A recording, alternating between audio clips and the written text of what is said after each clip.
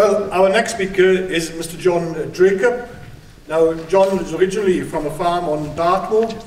He joined St Mary's Meat in 1995 to establish the St Mary's Producer Club. He worked with government departments and industry bodies to re-establish the beef exports following the outbreaks of BSE and foot and mouth. He also worked closely with DEFRA to demonstrate to the European Commission that the UK had the traceability systems required for the introduction of the over 30-month beef into the supply chain. He is presently Director of Procurement for Vion's Beef and Lamb in the UK, and hence I address him as Mr. Dracup.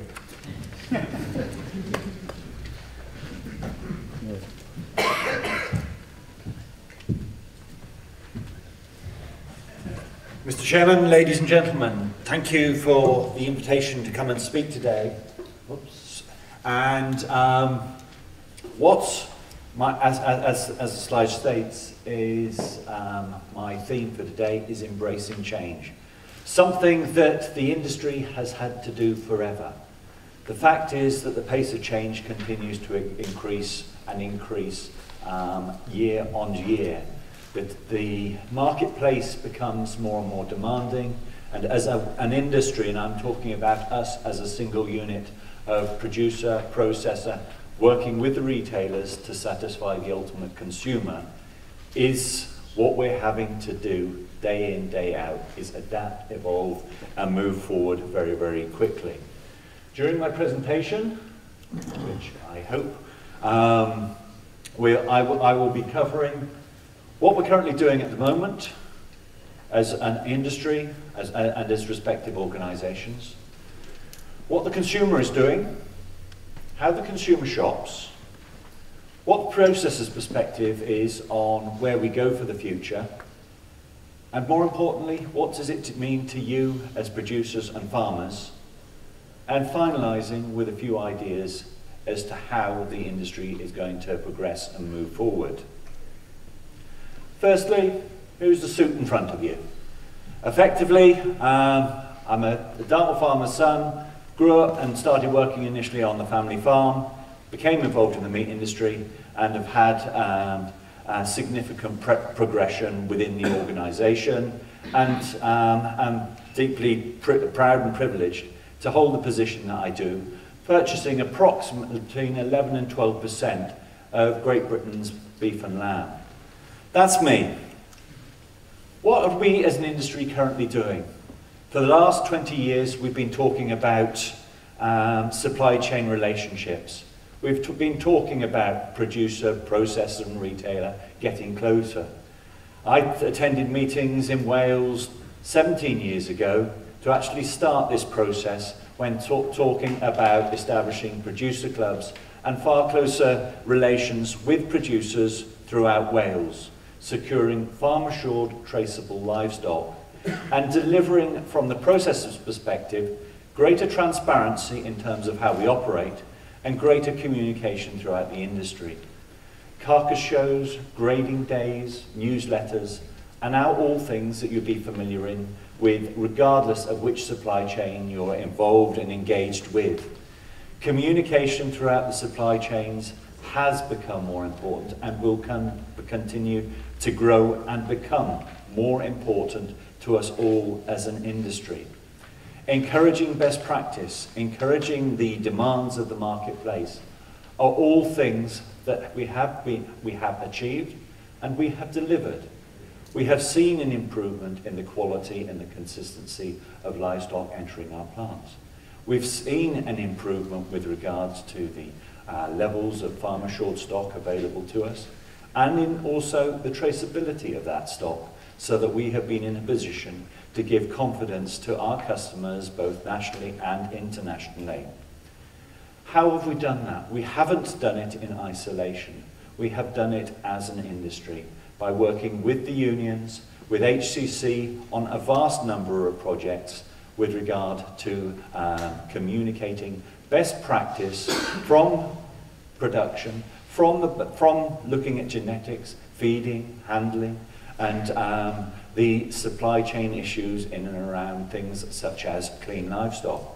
All that has been handled in collaboration with HCC. We've worked with the MLC's carcass classification services on holding grading days so that we can inform more producers about what we require and what the marketplace is looking for.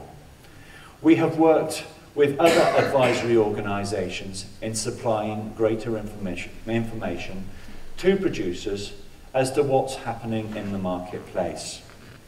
We have worked even closer with our retail customers, far better understanding what their requirements are, delivering on them, and ensuring that we are communicating what you're doing as best practice through to the ultimate consumer. Not only do we have to follow, track, and understand what's going on, we also need to monitor it. And the Kantar sign up there is effectively an organisation that is responsible for collating data on what is happening at the sales end of the operation, what's happening in the real world with the consumer, and what effectively the consumer is doing at the shop level, understanding what's really happening rather than rhetoric.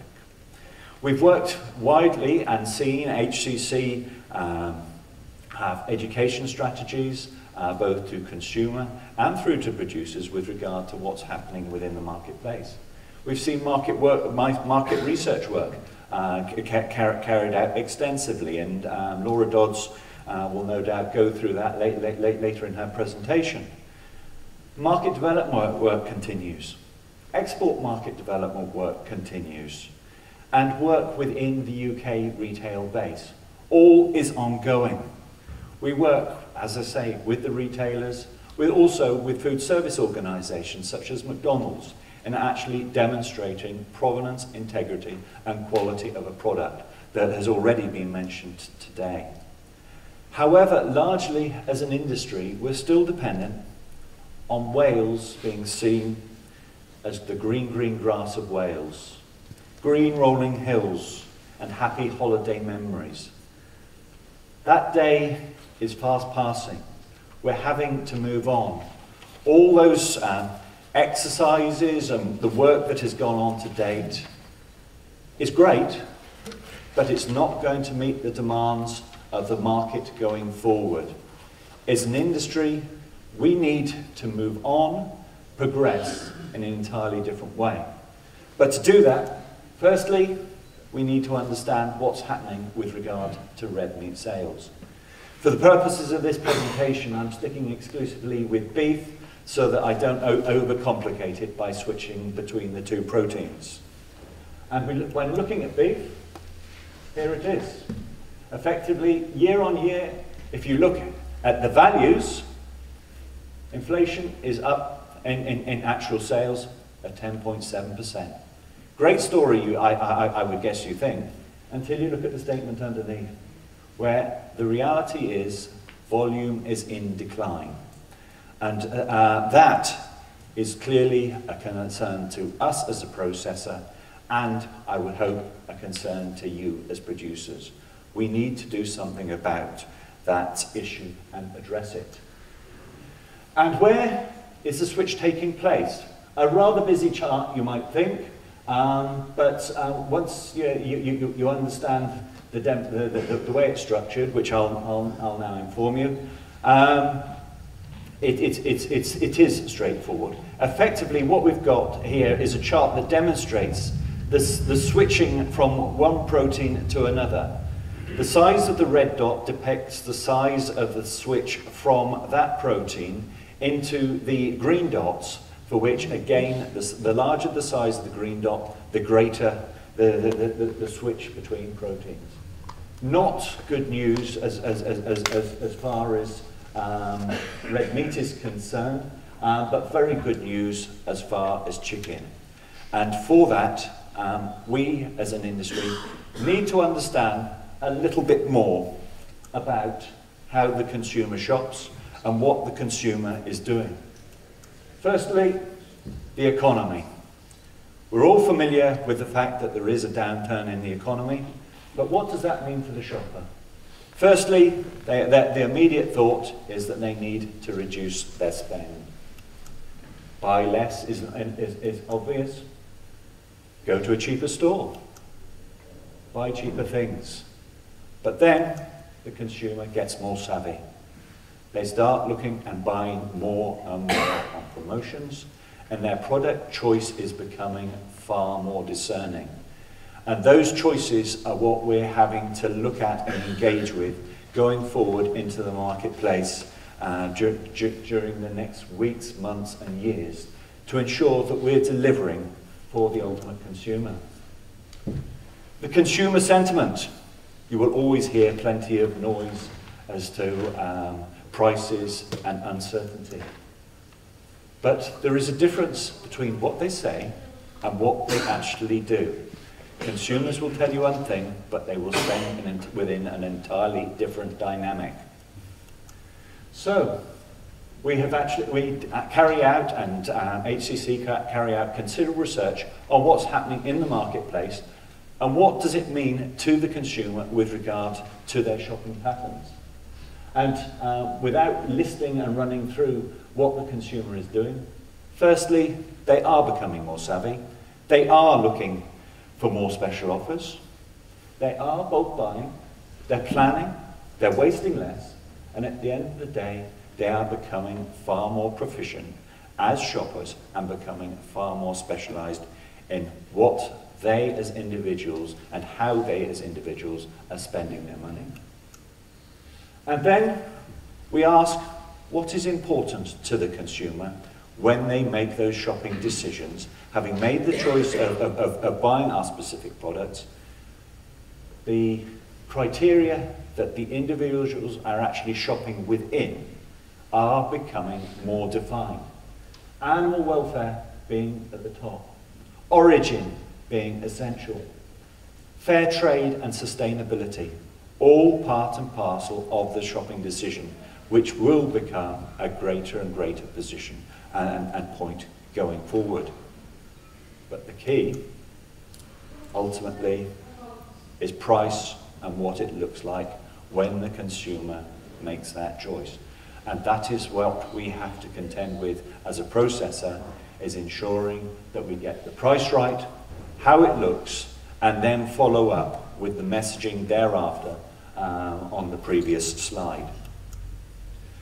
As processors, what are we doing about it? We don't stand still. We're in a very, very dynamic marketplace. We have a very vigorous taskmasters serving retailers, both domestically and internationally, ensuring that they get the highest quality product to the highest specification. We are continually investing in reinvesting. But what we do as a day-to-day job, which you will have heard many times before, is to ensure we've got traceability. We have volume throughputs so that we have the economies of scale to ensure that we can offer competitive prices. We have uniformity in that product. We have consistency and a quality that our customers wish to come back for time and time again. A vital part of the supply chain. But what do we need to do to improve and move forward in what is becoming a more and more challenging marketplace? Firstly, it's to increase the supply of the right quality animal, not just in terms of conformation, classification, but also ensuring that the day job is done right. The animals are correctly identified, the livestock is clean, and it complies with that customer's specification for that day. We don't always process the same product day in, day out. We have specific customers that we serve on specific days for which have specific demands. We must ensure that we can comply that. To reduce cost in this instance, I mean about reducing costs in our production systems. Day in, day out, we challenge ourselves on how we can do things more efficiently, how we can do things more effectively, and ultimately, how we can deliver a cheaper product to the consumer that is of a higher quality, which ultimately generates a better return for all of us. We have, as Vion, a strong-term, long-term strategic vision with regards to costings and reviews, a better processing environment which means investment in millions of pounds worth of equipment and facilities and process to ensure that we're delivering for our customers. And it's about continuing to innovate as an organisation so that we are better than the rest and that we can be delivering the right quality and consistency to the consumer each time and every time. But how do we, as processors, persuade you, as producers, to actually join in that relationship and that goal to achieve what we see as our long-term objective of selling more red meat to consumers, not just in the UK, but across the globe? Firstly, communication's a key point, but more importantly to you as individuals, you're all commercial, you all make your own decisions, and ultimately you supply us because we're paying a competitive price. But a competitive price is only part of the model when you start looking at the quality and consistency that the consumer is going to want. Communication, best practice, and innovation within production systems is going to be key to the way forward. But we then look at collaboration. We talk about working more closely with the retailers. That will be inevitable. Retailers wish to get closer to you as producers. There are initiatives that will be coming your way that will give you greater opportunities to engage more closely with the retailers. And with that, there comes the responsibility of ensuring that you can deliver that quality each time, every time. That's great. You've heard it all before. Processors have talked about this for years. But what are we doing differently? We still buy a carcass that comes in and we grade it on the Eurogrid for fat class and conformation and to a weight specification. The consumer doesn't worry what the grade was. They're not worried what the fat class is. They're not worried about what weight range that animal fell into. They're worried about the eating quality of the stock that is actually on their plate. And that is where we as an industry need to be putting considerable attention and focus, is on delivering that eating quality to our customers. Now, it's not about shape, it is about farming systems. We already know within the industry that there are key triggers with regard to enhancing that product. Age is a key determinant with regard to quality. The genetics of the animal are also key in delivering the right quality. We all know that there is as much variation within a breed as there is between a breed, but at the end of the day, it's about selecting the right stock each time, every time, to be able to enhance the eating quality of our product. It's about the diet that those animals are fed on. It is key that the animals have a higher energy diet to finish on over a given period. And finally, and most importantly, it's about the animal's welfare. A stressed animal will not eat well.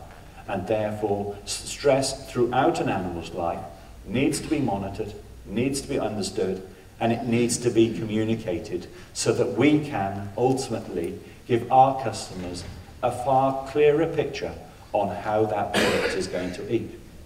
For us as a processor, the first thing that we need to do is ensure that our house is in order. We have, as an organisation, invested considerably in systems and process to ensure that our end of the operation is right. What we now need to be doing is identifying what producers are doing and which producers are actually delivering that product. And with that, we are going to need to communicate far more clearly with you. And as an organisation, we are building our procurement team to be able to do that so that we can enhance our communication in two directions. It's about working together. This is not a one-sided exercise. This is about adding value to the best of the best. We have a highly valued brand and quality perception of the product that we're supplying and what we're delivering on. What we need to do is be able to deliver it consistently each time, every time, from producers that are market focused and want to deliver the same goals so that we can achieve the maximum returns for your stock. We are adamant that we wish to have producers making good returns. Producers making returns keep more stock, which ultimately give us greater throughput through our plants. It's good for all of us, it's good business, but the quality has to be right because, as I've already said, the consumer is becoming more discerning. The red meat consumption is becoming more and more around special occasions. And when someone goes for that special occasion, they want to make sure that that product delivers each time, every time. So what does this mean for you as the producer? Firstly, don't take price inflation as a given. The consumer, as we've already seen, as the price goes up, buys less.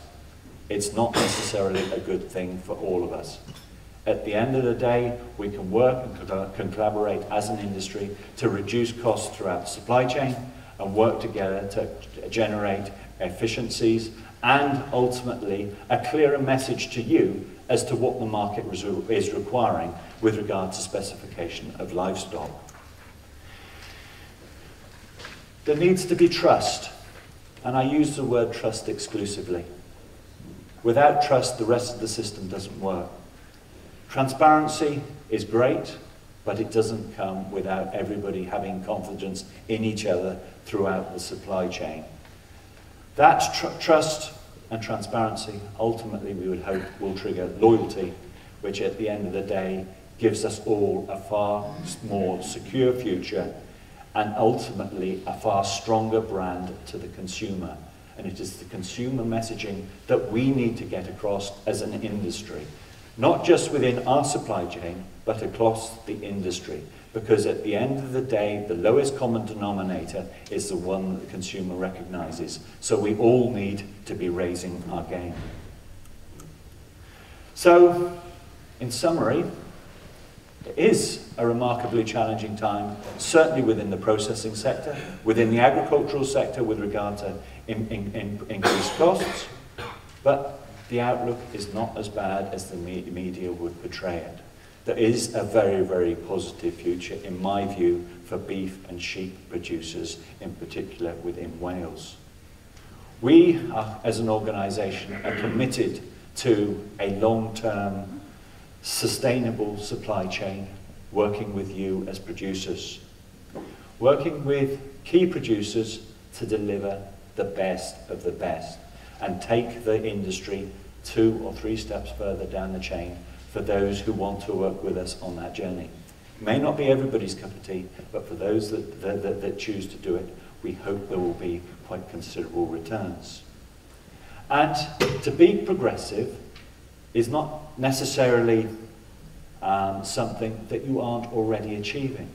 But we need, as an industry, to portray the progressive producers in a far stronger light to our consumers.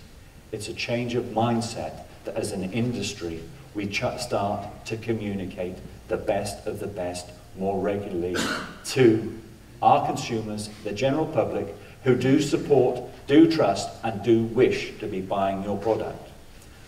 So with that, thank you for listening.